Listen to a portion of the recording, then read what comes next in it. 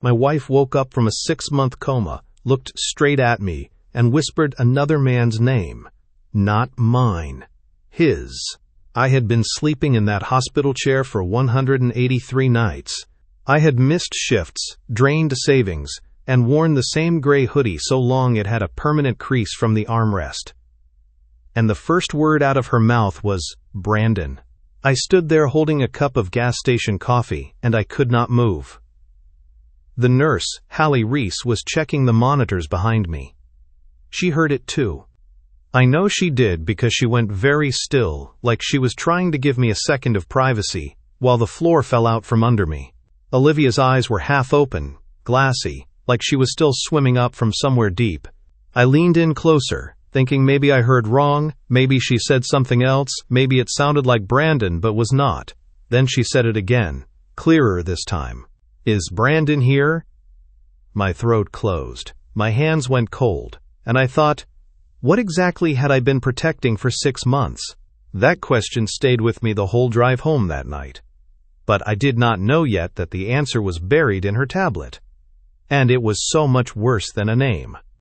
Let me back up. My name is Daniel Hart. I am 34 years old. I work the overnight shift at a regional warehouse outside Pittsburgh, Pennsylvania.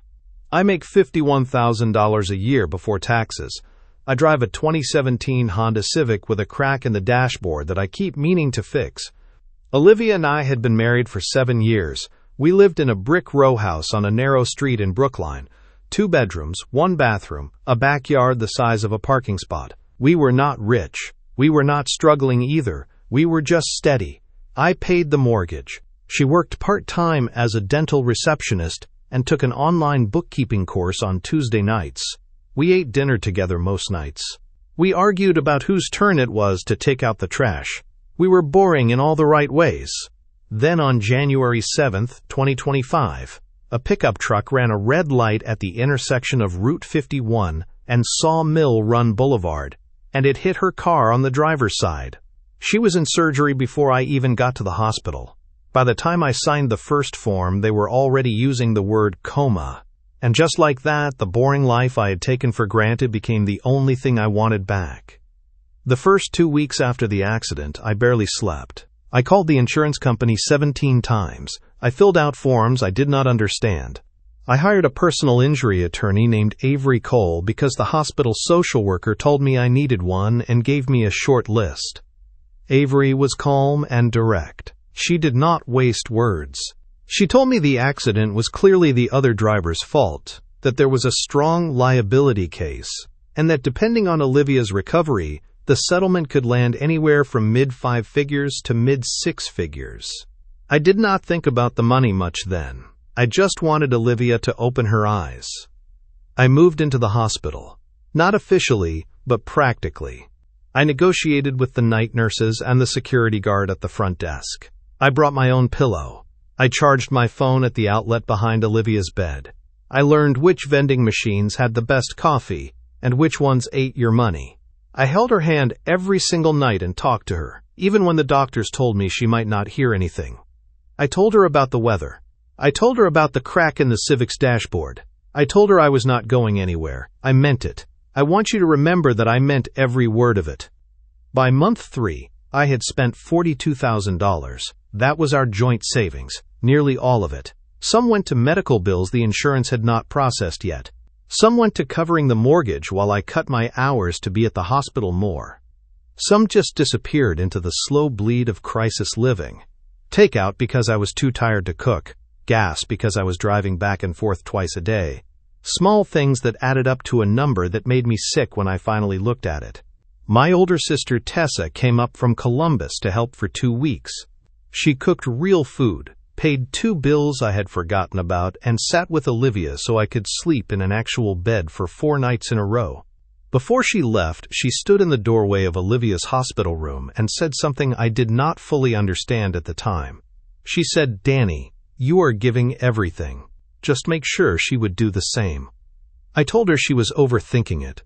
Tessa shrugged and said, "Maybe."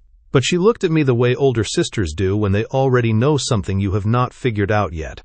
I replayed that moment a lot in the weeks that followed, because Tessa was not overthinking it at all. On the morning of July 8, 2025, Nurse Hallie came out to the hallway where I was sitting with bad coffee and told me Olivia was showing strong signs of coming around. Her eyes had started tracking. She was responding to sound. The doctors wanted me in the room. I walked back in shaking. I had imagined this moment so many times. I had planned what I would say. I was going to tell her she scared me. I was going to tell her I loved her. I was going to hold her hand and let her cry, and I was going to be steady for her the way I had been steady for 6 months. I sat down next to the bed. I leaned close. Her eyelids moved, and then she opened them. Fully, slowly, like a door unsticking after a long winter. She looked at me, right at me, and for 1 second, maybe 2, it felt like everything was going to be okay. Then her face shifted. Not into recognition, into something more like searching. And she said the name. You already know the name. But what you do not know yet is that was not even the worst part of that morning. The worst part came 4 minutes later, and it changed everything I thought I understood about the last 7 years. She asked for him a second time and then drifted back to sleep. The doctor said that was normal. Confusion, fragmented memory, the brain reconnecting pieces in no particular order. They told me not to read too much into it. I tried.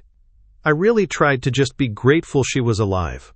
I went home that night, ate cold pasta standing over the sink, and told myself that brains do strange things after trauma.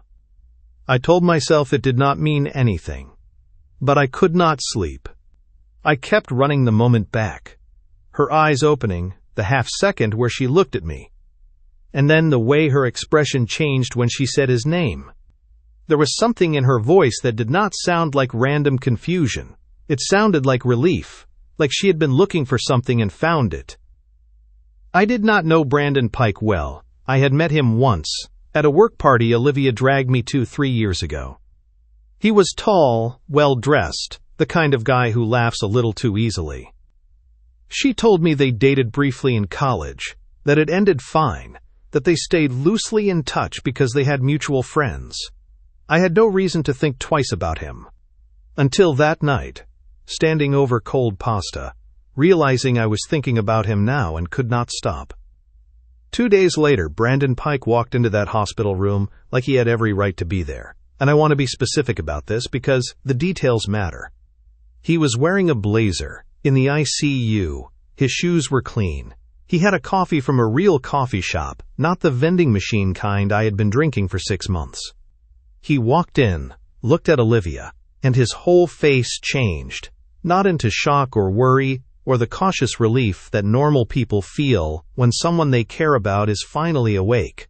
He looked satisfied, like something had gone according to plan. He leaned over her bed and said, "Hey baby, I'm here."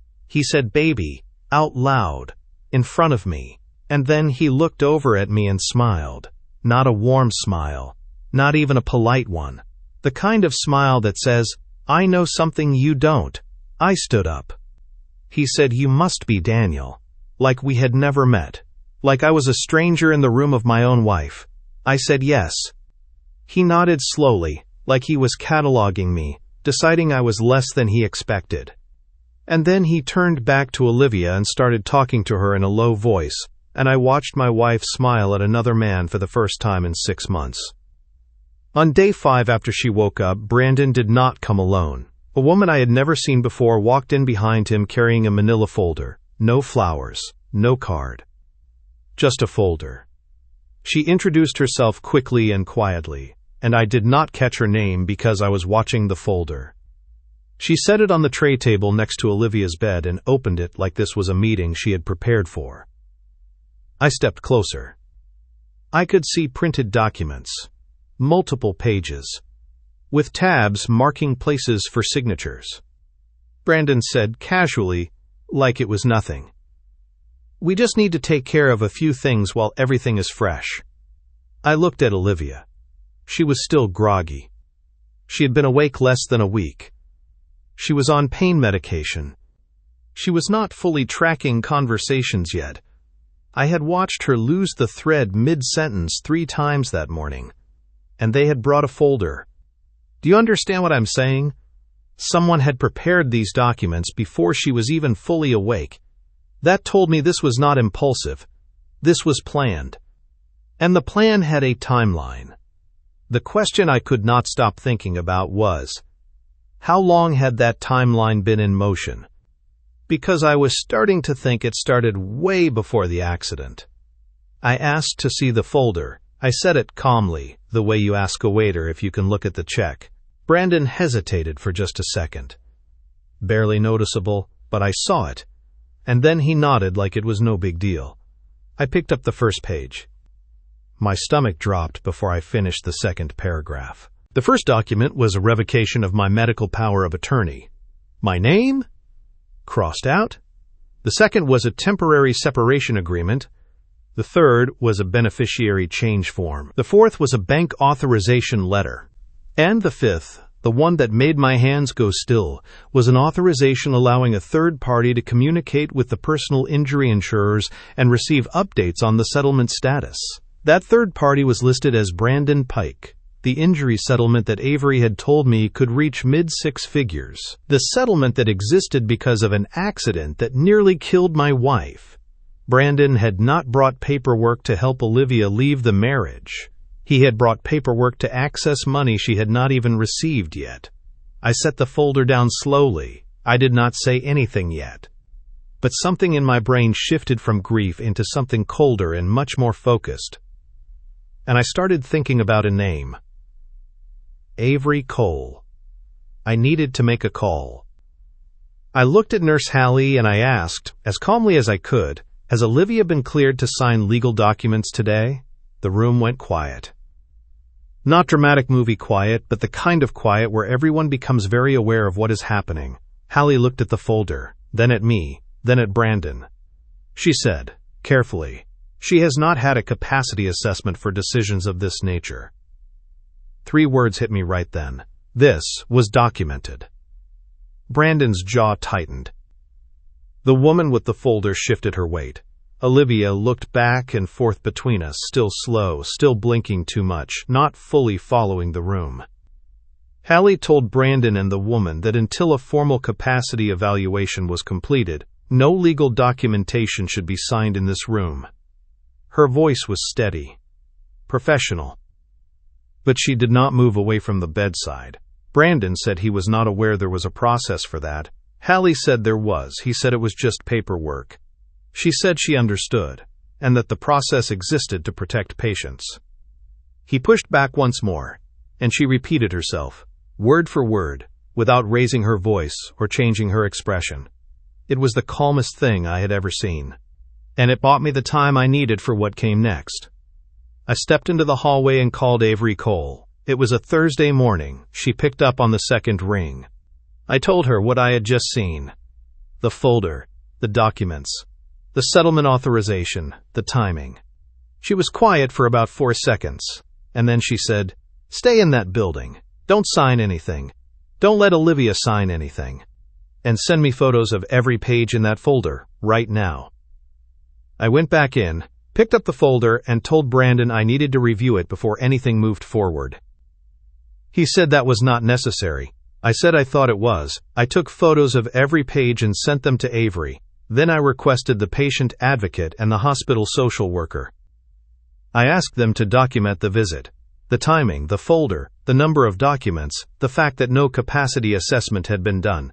They wrote everything down. Brandon watched me do all of this, and his calm started to crack around the edges. Not into anger yet, but into something tighter. Avery called back within the hour.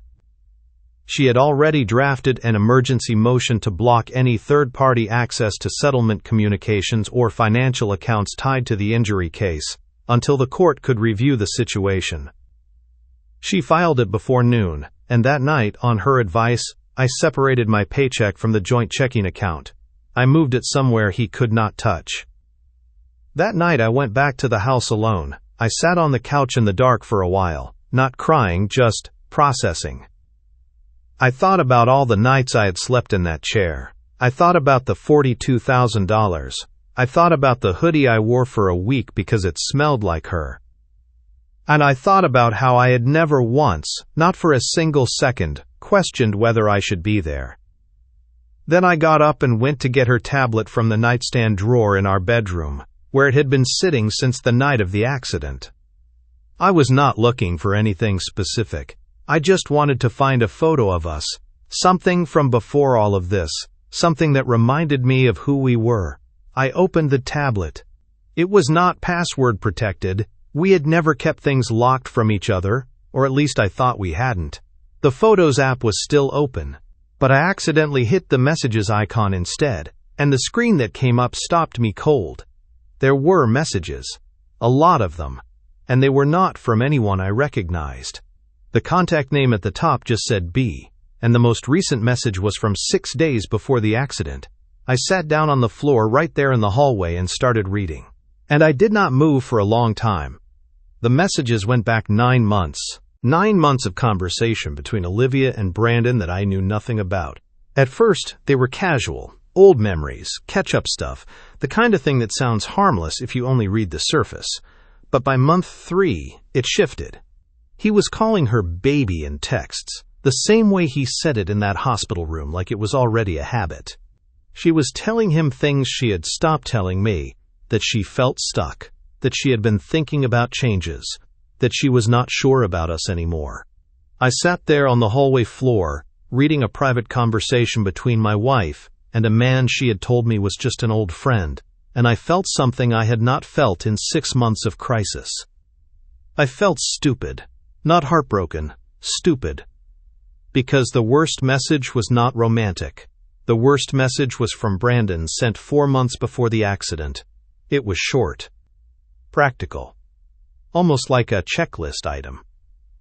He wrote, "Revoke his authority first, then we clean up the rest." She had not responded to that one with anything emotional. She had responded with, "I know, working on it." I stared at that exchange for a long time. And then I took screenshots of everything.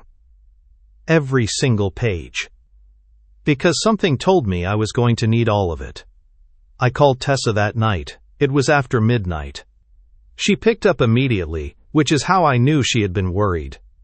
I told her about the folder. I told her about the messages. She did not say anything for a full minute. Then she said, "Danny, a miracle doesn't erase receipts." I wrote that down. Not because it was clever, but because it was exactly right. She told me to stop acting like a husband and start acting like someone whose name was on a legal document. She told me to get out of my feelings for 48 hours and move like a man who understood what was actually happening. She asked me if Avery had seen the messages. I said not yet. She said send them tonight. So I did. I put together everything. The tablet screenshots, the timeline, the documents from the folder, the record I had started keeping of every hospital visit and every conversation. I sent it all to Avery with a note explaining what I had found and when. Avery responded at 6:47 in the morning with 2 sentences. She said, "This changes the nature of the case significantly. Do not talk to Olivia or Brandon about any of this until we speak." I did not sleep that night, but for the first time in months, I did not feel helpless either. I felt like I was finally playing the right game. Avery and I met at her office the next morning. She laid everything out on her desk and went through it page by page, which is something I needed to see. All of it laid flat and organized, not just spinning in my head. She explained what the documents in Brandon's folder would have actually done. The settlement authorization alone, if Olivia had signed it, would have given Brandon legal standing to insert himself into every stage of the personal injury case, to receive updates, to potentially influence decisions about timing and settlement amounts, to position himself as a financial stakeholder in money that came directly from my wife's suffering. Avery used a word I had not thought of before. She said it looked coordinated. Then she said something I have thought about every day since. She said you can't control her choices, but you can stop anyone from cashing in on her confusion. The emergency motion she had filed was already creating movement. The insurers had been notified. The court had flagged the case for review. Any third-party authorization attempt would be blocked pending evaluation. Brandon did not know that yet. He still thought the folder was just delayed, not dead. And I needed him to stay thinking that for one more morning. The next day I went back to the hospital with 2 sets of printed copies. One set for Olivia, one set for Brandon. I put them in a plain folder. I wore the same gray hoodie I had been wearing since January, because I wanted to look exactly like I had every other day. Tired, soft, not a threat. I walked in and sat down in my usual chair. Brandon was already there. He had brought coffee again, from the same real coffee shop. He looked at me with that same cataloging expression, like I was still the furniture. I waited until Olivia was awake and tracking. I waited until Brandon was in the middle of a sentence about something I no longer remember, and then I opened the folder. I set one copy in front of Olivia and slid the other across to Brandon without a word. Then I said, "Before anyone signs anything, just read that one section I highlighted." Olivia picked hers up. Brandon picked his up more slowly. And the room changed. Not loudly. It was like the air pressure dropped. Olivia's face went pale within 30 seconds. Not confused pale, understanding pale. The kind of pale that happens when someone realizes they have been caught doing something they cannot explain away. I watched her read the words her boyfriend had sent her 4 months before the accident, and I watched her understand what they meant. Brandon moved first. He reached out to take the folder back. Not to read it, to grab it. Like if he got it away from me, the words would stop existing. That's when Nurse Hallie stepped between him and the bed. She did not touch him. She just stood there, and she said, "Sir, I need you to step back from the patient." He said he was not doing anything. She repeated it. He said I had brought in some document that was being taken out of context, and he wanted to address it. She said he was welcome to step into the hallway. He did not move. Another staff member appeared at the door. Brandon looked around the room, at Hallie, at the other nurse, at me sitting completely still in my chair, and I watched the calculation happen in real time. He was not calculating love. He was not calculating loyalty. He was calculating whether there was still a move he could make. There wasn't. He raised his hands slowly, like someone who wanted to look reasonable, and said he would wait outside. He walked out.